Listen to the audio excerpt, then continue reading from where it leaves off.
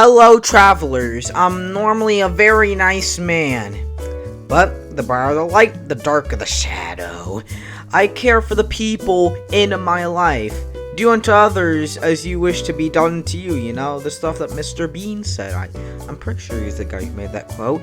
But on the contrary, there are some absolute demons, some absolute fiendish individuals, nay, complete ne'er-do-wells. I believe there are 4 types of people that make Griffith from Berserk look like a Girl Scout selling cookies in comparison. Alright, I'm ready like SpongeBob, so let's get it! Future entertainment will be randomly generated. Randomly generated? Randomly generated. What better way to achieve the unexpected? I've seen the future, Bob, and the future is autotainment. Number 1, AI tech bros. It feels like every 3 days I see a dude with a 6-centimeter wang come up here with a way to replace hard workers barely making ends meet because that's what our economy clearly needs. They'll be claiming AI what will move humanity forwards. I'm not Amish or anything, but we need to exterminate this immediately. These people only think of numbers, what will give them the most cash and what will give them the most money. These greedy demons make Lelouch look sensitive by comparison. These are dudes out here who shower once every decade, only showering after a lunar eclipse, and they coming out here with an AI generate pictures of women with 3 legs saying, "It's over for women. Artists need to get a new job now. And modern women have fallen, AI will rise." If you do this, you get less play than Joe Burrow during the 2023 to 2024 season of football. This leads me to the topic of AI girlfriends. It's on the same tier as dead dogs losing your dream job and getting diagnosed with AIDS when it comes to how sad the concept of AI girlfriends are. How down bad do you have to be to sign up for this mischievous misnomer of a relationship? Nay, down terrible. Nay, down cataclysmic. Nay, down world ending. I hate the fate so. I was bound to have this to rub me the wrong way. On to the next type of people that make life unbearable. Unbearable. Well, that's it right there, that's Dulac. I told you I'd find it. So, that must be Lord Farquaad's castle. That's the place. Do you think maybe he's compensating for something? Number 2, people who flaunt their wealth, also known as boasters, flexers, or as I like to call them, people who have knobs the size of plankton from SpongeBob. Speaking of wealth, these people are very mentally taxing to deal with. Get the joke? Sometimes I'm just vibing and I see somebody as fake as cardboard posing in front of a Bugatti. We all know it's rented. Stop trying to hide it. You being fake. You being fake. You being a fraud. May we also discuss designer fashion. In my humble opinion, Gucci looks hideous, lame, and disgusting. You paid so much money to look goofy. You look like a goofball. If I see somebody wearing a Gucci bag out on the street, then I'm going to cross the street immediately like a white supremacist.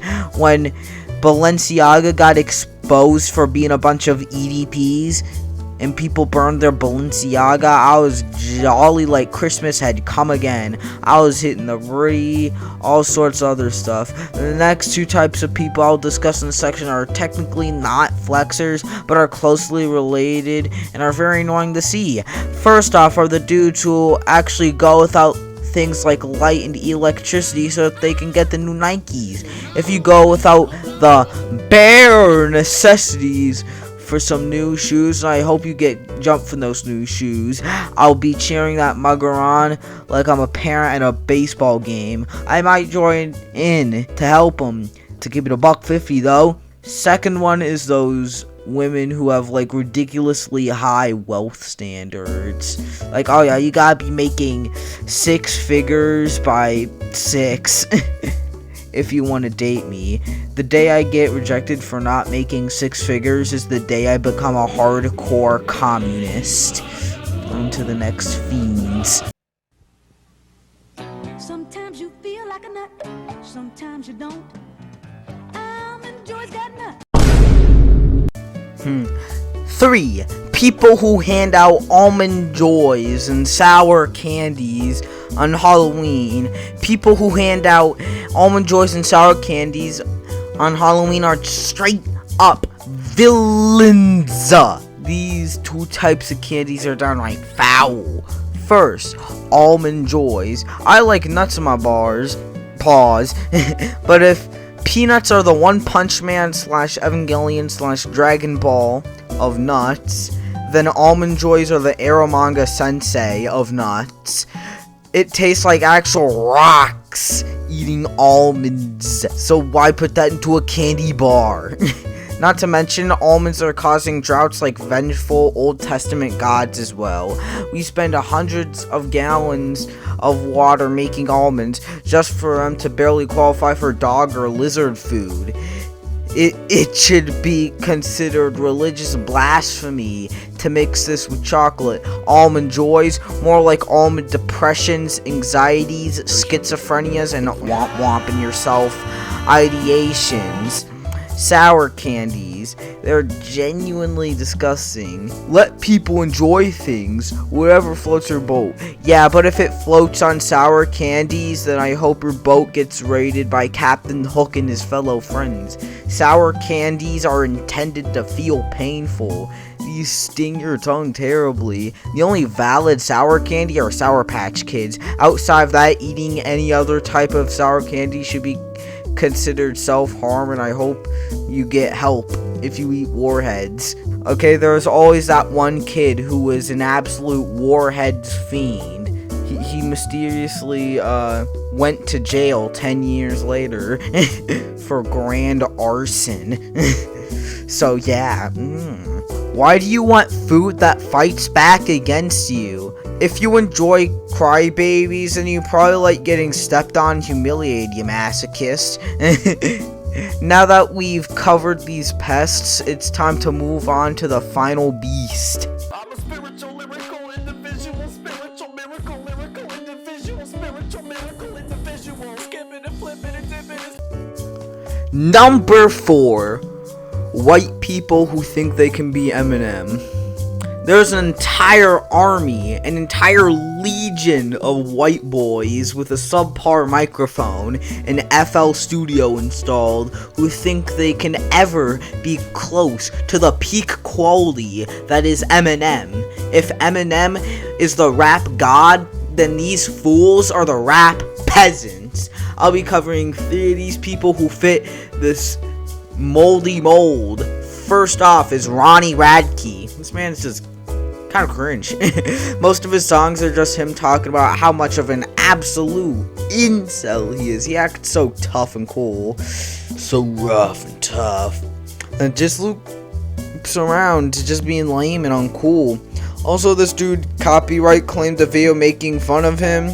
The video was made by a guy named Brad Taste in Music. I watch him sometimes while I work out.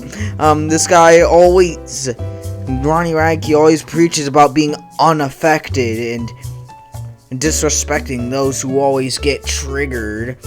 Just for Ronnie Radke to get so offended at a simple video joking about one of his little albums that he took it down. He copyright claimed it.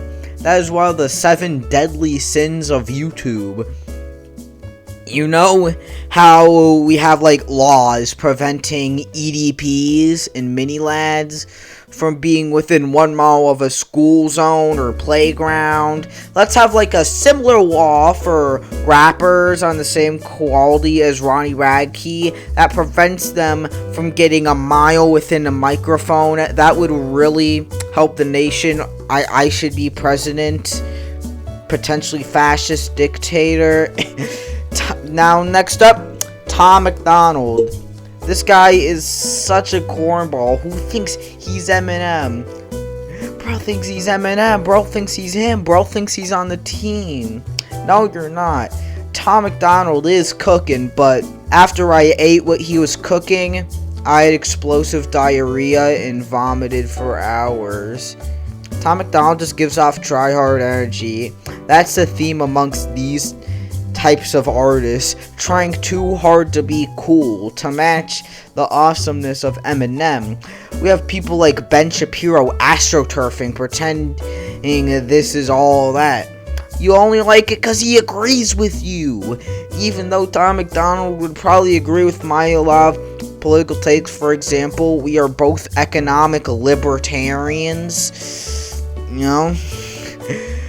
I still don't like it. These don't erase the facts, as lyrics are dog water and instrumentals are basic. This man clearly never listened to the real Slim Shady, because that song was meant to critique people like him, copiers like him, onto the last and worst one of these type of artists, Maury Calliope. Maury Calliope is always going around saying, "Oh yeah, I say so much triggering stuff, man. I watch out, liberal snowflakes. I'm so offensive. Better go crying back to your mum because you're so offended, you sissy liberal." When you can't really have the potential to trigger somebody because her lyrics hold less actual weight than an anorexic.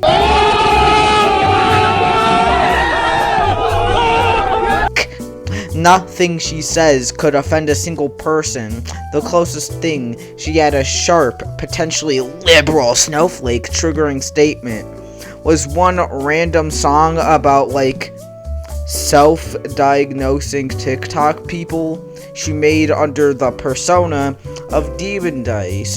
Not even a current one. Also, if you want to have lyrically painful time, just listen to Snake Eyes as a song. That's a song.